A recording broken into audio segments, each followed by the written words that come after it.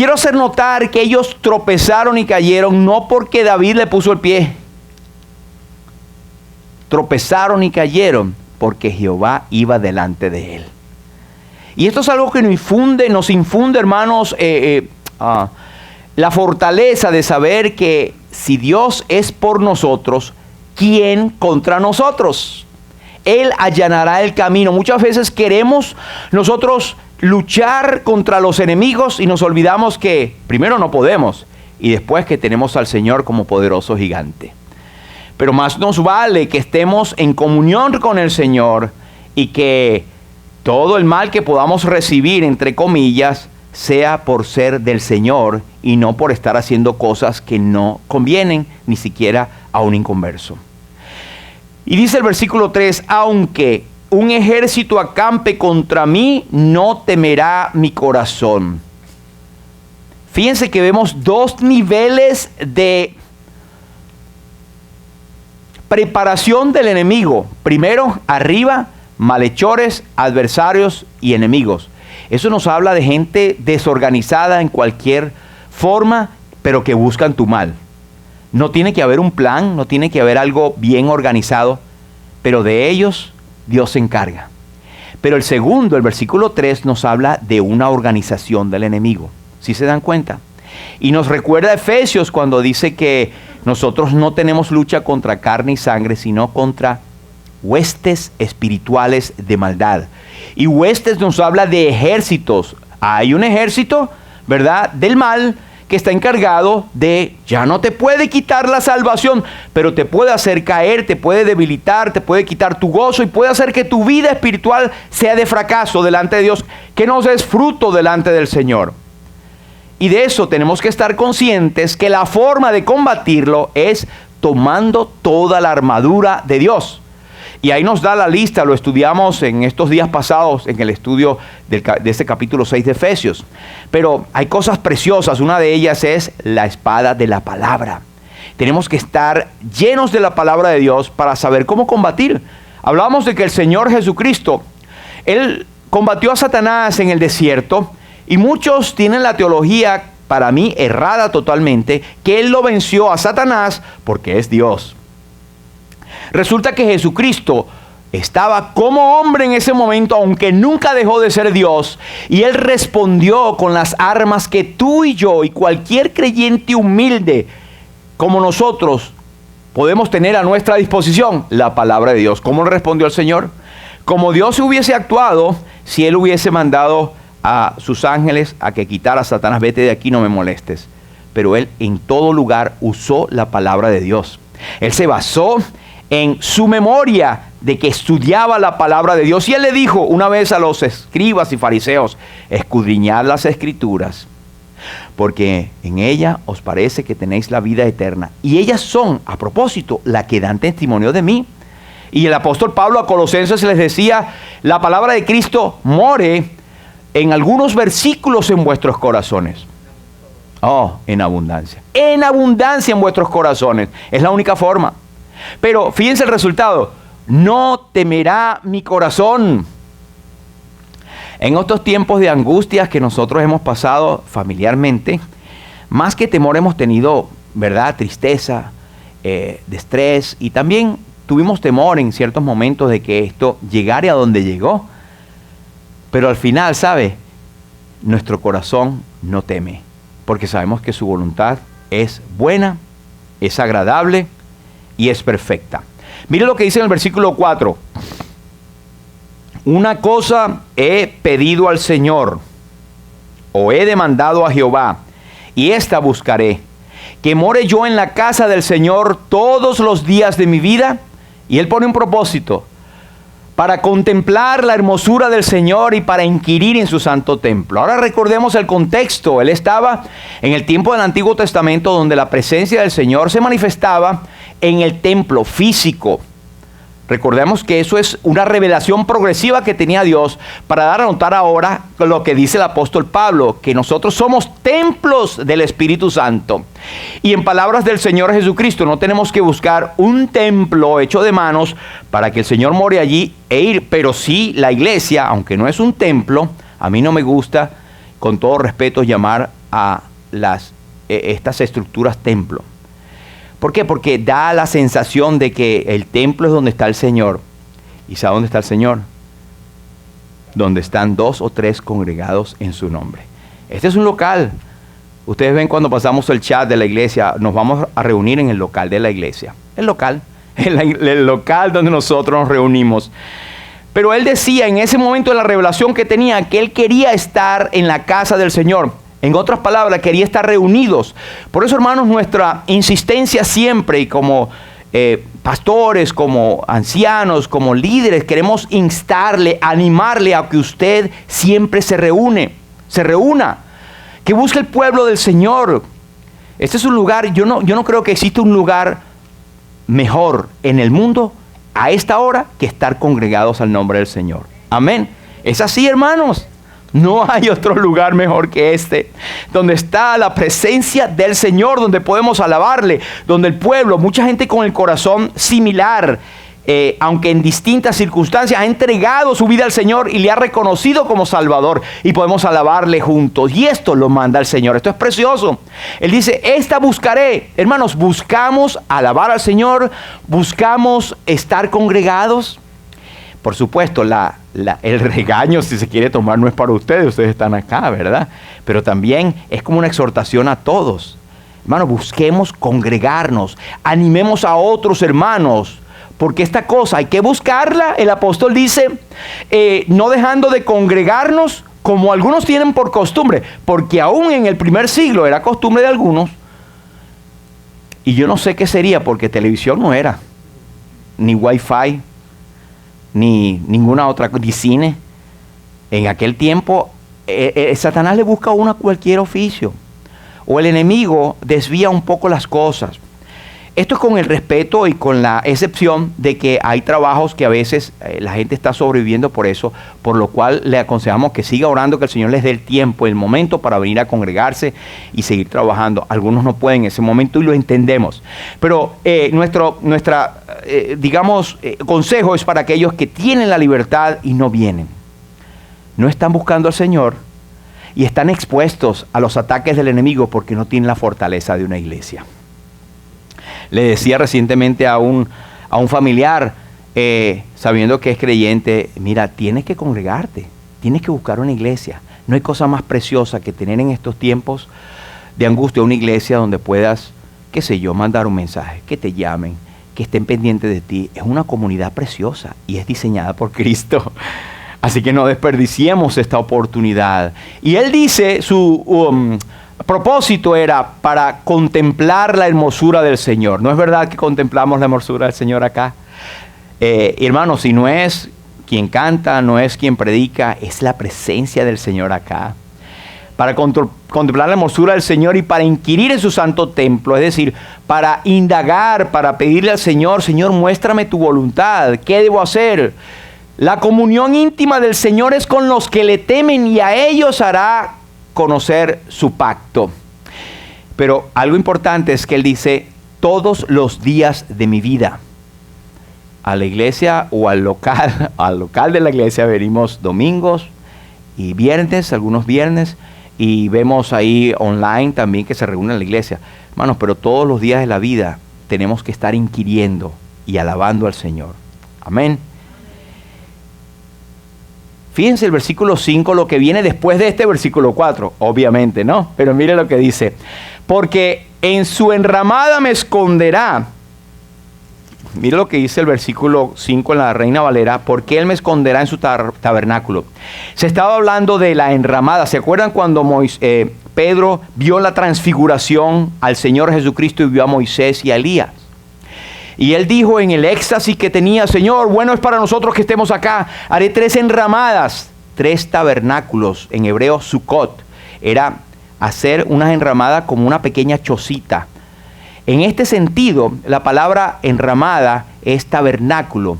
Y hay un verbo que no lo utilizamos en español, pero que se usa del Señor en Juan, que dice, y aquel verbo habitó entre nosotros y dimos su gloria, gloria como la del unigénito Hijo del Padre, lleno de gracia y de verdad. Esa palabra es el Hijo de Dios, Jesús tabernaculizó con nosotros. Es bien difícil pronunciarlo. pero es que Él se hizo carne y habitó entre nosotros. En el tiempo de David, por supuesto, Él no tenía esto acá, pero Él decía, Él me va a esconder en su tabernáculo, me va a esconder en su presencia, me va a esconder en su lugar íntimo. ¿Y sabes para nosotros quién es? El Señor Jesucristo, quien vino, se hizo carne y habitó entre nosotros, tomó forma de nosotros mismos, tomó forma de siervo, y de paso en esta condición Él se humilló a sí mismo, haciéndose obediente hasta la muerte y muerte de cruz. Entonces nosotros vamos a ser escondidos en el seno del Señor. ¡Qué gran privilegio! En el día del mal. En Efesios hablamos de que el día malo, ¿se acuerda? Habiendo acabado todos cuando llegue el día malo. Y hablamos que el día malo no es nada más, ay, este día está como malo, está feíto. No se trata de eso. El día malo son esos días en que todo parece estar mal, en que las circunstancias parecen ir en contra de nosotros y que son cosas fuertes, unas tras otras, donde indudablemente tenemos que ver como la prueba, la mano del enemigo sobre nosotros en prueba permitida por el Señor. Ese es el día malo. Pero Él decía, aún en ese día malo, resistid, estad firmes, porque el Señor dará la liberación. Y habiendo acabado todo, estad firmes. El día malo pasa, hermanos. Hay un dicho que dice que no hay mal que dure 100 años, ni cuerpo que lo resista, ¿verdad? En cuanto al creyente, el día de la prueba, ¿sabe qué dice del enemigo? Que dice, someteos pues a Dios, resistid al diablo, y Él huirá de vosotros. Él va a huir. Él no te puede tener todo el tiempo ahí acosando. Pero hay una clave, no es que resistes al diablo, oh, yo voy a resistir al diablo. Dice, someteos pues a Dios, sométete al Señor, a su palabra, congrégate, lee, ora, ten comunión con los demás, y entonces el diablo huirá de ti. Cuando el Señor estuvo siendo tentado por el enemigo, con el mismo diablo, señores, hermanos, dice que Él entonces le dejó por un tiempo. Esas son olas que Él viene y para agarrarnos en un momento desprevenido. Pero Él decía, en su enramada, en su tabernáculo y en tiempos del Nuevo Testamento, en el seno del Señor Jesucristo, nos esconderá y me ocultará en lo reservado de su tabernáculo. Y no es que el Señor lo va a esconder debajo de la tierra, como estaba viendo un video de YouTube, de verdad, que las avestruces, cuando tienen ese miedo, meten la cabeza en la arena. Se esconde y ese cuerpote grandote afuera. Es como una cosa extraña, ¿verdad? Pero así, esa es la naturaleza de ella. Algunos de nosotros actuamos así. Pero cuando Dios nos protege, Él no nos esconde debajo de una piedra. Nos dice, nos pondrá en alto sobre una roca. ¿Y quién es la roca? Jesús es la roca imperecedera de los siglos. Roca de la eternidad. Fuiste abierta tú por mí. Es Cristo Jesús. Este salmo está lleno del Evangelio, está lleno de Jesús y está dirigido a cada uno de nosotros. Versículo 6 dice, ahora levantará mi cabeza, luego levantará mi cabeza sobre mis enemigos que me rodean y en su tabernáculo ofreceré sacrificios de júbilo. Quiere decir, ofreceré sacrificios de alabanza. Cantaré y entonaré salmos al Señor. ¿Sabe por qué? Porque hemos tenido victoria en la batalla. ¿Y sabe qué? Inclusive cuando usted no vea luz en medio de ese túnel, alabe al Señor. Señor, gracias porque me has dado la victoria. Gracias por permitirme pasar por este tiempo, porque tu nombre está siendo glorificado. Y hay miles de cosas que no tenemos idea de que se están efectuando en el plano espiritual como resultado de las pruebas a que los hijos de Dios están pasando. No tenemos idea, hermanos, cómo Dios se glorifica, pero sí tenemos por lo menos la precaución de saber que todo lo que acontece es para la gloria y honra del Señor. Y en palabras de Romanos 8 y 28, el famoso versículo, sabemos que a los que a Dios aman, todas las cosas les ayudan para bien, con una aclaratoria. Esto es, a los que conforme a su propósito son llamados. Somos llamados por el Señor, pues estamos en eso. La vida del cristiano no es un camino de rosas, nunca. Y mal hacen y predican otro evangelio los que dicen, ven a Jesús y cree en el Señor y todos tus problemas se irán. No, cree en el Señor y tendrás la fortaleza del Señor para enfrentar todas las cosas. Y podrás decir, el Señor está conmigo. Alabado sea su nombre. Cantaré y entonaré salmos al Señor.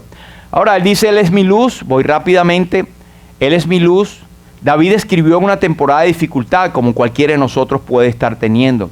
Aún así, él tuvo cánticos que aclamaban. A él le llamaban, ¿saben cómo? La lámpara de Israel. Así le llamaban a David. Sin embargo, él dice, no yo. ¿Se acuerdan a Juan el Bautista? No soy yo. El que viene tras mí, yo no soy digno de desatar encorvado las sandalias, las correas de sus sandalias. Él es el que os va a bautizar. Él es el Mesías. David tuvo el cuidado de decir, Jehová es mi luz y mi salvación. Yo no soy la lámpara de Israel, yo no soy la luz de Israel, soy un instrumento solamente. A propósito, nosotros nos llamamos Iglesia Bautista Lumbrera. No es que somos una lumbrera, es que reflejamos que aquí está Cristo, reflejamos aquella luz verdadera que alumbra a todo hombre. Amén. Luz, ¿has estado en oscuridad? Tal vez estés pasando por momentos oscuros en tu vida. Cuando parece que las cosas no son claras, cuando parecen que nadie te entiende, parece que otros entienden algo que tú no y te dices, Señor, pero estoy fuera de lugar, ¿verdad? O cuando no ves la luz al final del túnel, ¿hasta cuándo, Señor? Veo esto y esta oscuridad y no veo que se me aclare la cosa. ¿Has estado allí? Pues el Señor, de Él se dice, este es el mensaje que hemos oído de Él y os anunciamos, Dios es luz y no hay tinieblas en Él. Donde está Dios hay claridad, aunque estés rodeado de oscuridad. Con esa luz tú y yo hemos entendido, primero, que somos pecadores. 2, que somos perdonados por la obra de Cristo. Y 3, que el Espíritu Santo nos ilumina. Y que 4, nuestra vida es como la luz de la aurora, que va en aumento hasta que el día es perfecto. Es decir, que estamos ahí entre sombras y tinieblas, pero vamos adelante. Vamos al premio, al supremo llamamiento de Dios en Cristo Jesús, hasta que el día sea perfecto. Amén. Amén. Esa es la luz que nos da la palabra de Dios y el Espíritu Santo. Y es posible que tú estés siendo tocado como fui yo y estoy siendo tocado por la bendita palabra y gozarnos en la palabra. Y cuando hay más aflicciones, pues más nos acercamos y más gozos tenemos y más razones para dar gloria al Señor y decir, bendito seas tú, Señor. Eres bueno y para siempre es tu misericordia.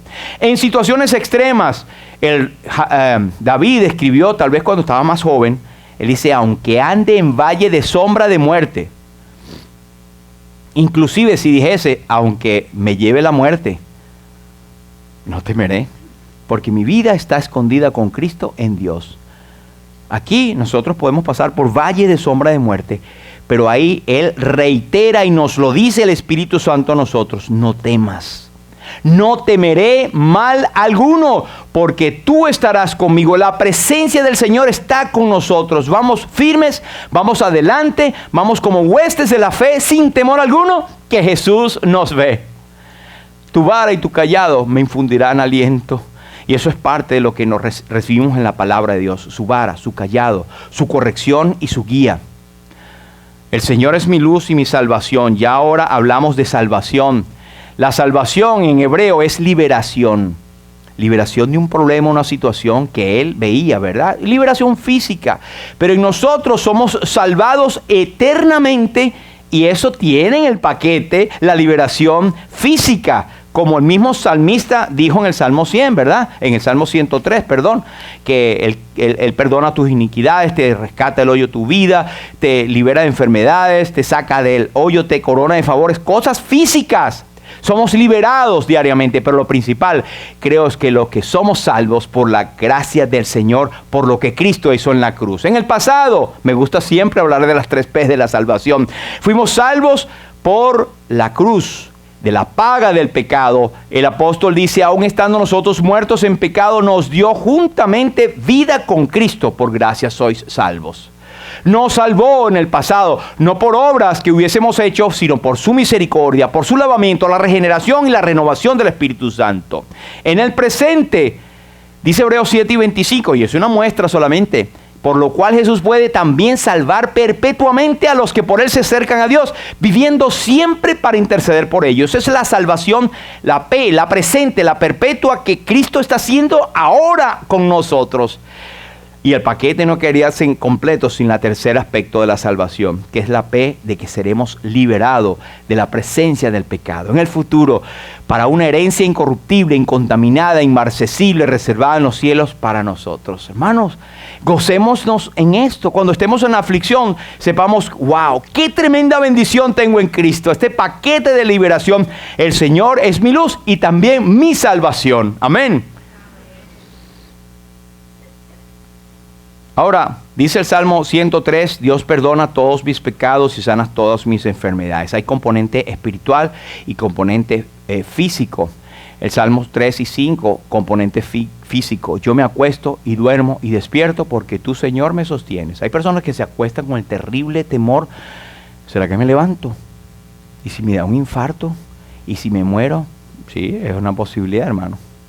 Pero el que tiene a Cristo puede dormir reposado y tranquilo, sabiendo que si despierta sus ojos, habiendo fallecido, abre sus ojos en la eternidad con Cristo. Esto no es precioso, hermano. ¿De qué vamos a temer entonces? No hay de qué temer. El Señor es mi luz, es mi salvación, Él es la fortaleza de mi vida. Y en cuanto a fortaleza, brevemente veo algunas versiones que dice, en fortaleza, por fortaleza ponen la palabra baluarte, ponen la palabra defensa de mi vida, ponen la palabra refugio, ponen la palabra fortaleza. Esos son los sinónimos de fortaleza. ¿Cuál es tu temor? Si el Señor Jesucristo dijo, yo estoy con vosotros todos los días hasta el fin del mundo. En resumen, 3 cosas, hermanos. ¿Por qué temer? El Señor es mi luz. ¿Por qué temer? El Señor es mi Salvador. ¿Por qué temer? El Señor es la fortaleza de mi vida. Este himno que es archiconocido, ¿verdad? Si usted no lo conoce, no sé, bueno, conózcalo. Firmes y adelante, es este precioso himno. Dice, firmes y adelante, huestes de la fe, sin temor alguno que Jesús nos ve. Jefe soberano, Cristo al frente va y la regia enseña tremolando está. Al sagrado nombre de nuestro adalid, tiembla el enemigo y huye de la lid. Nuestra es la victoria, dad a Dios loor. Y óigalo el averno, el enemigo, lleno de pavor. Y la última estrofa dice, muévese potente la iglesia de Dios. De los ya gloriosos, marchamos en pos. Somos solo un cuerpo y uno es el Señor. Una es la esperanza y uno nuestro amor. La última dice, tronos y coronas pueden perecer, de Jesús la iglesia constante ha de ser. Nada en contra suya prevalecerá, porque la promesa nunca faltará. Quiero cantar estas 2 últimas estrofas. Vamos a cantarlas. Muévese potente la iglesia de Dios, de los ya gloriosos marchamos en pos. Somos solo un cuerpo y uno es el Señor. Una es la esperanza y uno es nuestro amor. Firmes y adelante, huestes de la fe, sin temor alguno que Jesús nos ve. Esta última. Tronos y coronas pueden perecer, de Jesús la iglesia constante ha de ser. Nada en contra suya prevalecerá, porque la promesa nunca faltará. firmes y adelante, huestes de la fe, sin temor alguno, que Jesús nos ve. Padre, te alabamos. Gracias, Señor, por tu palabra. Gracias por nuestro capitán que va al frente. Gracias por nuestro precursor, Jesús, que entró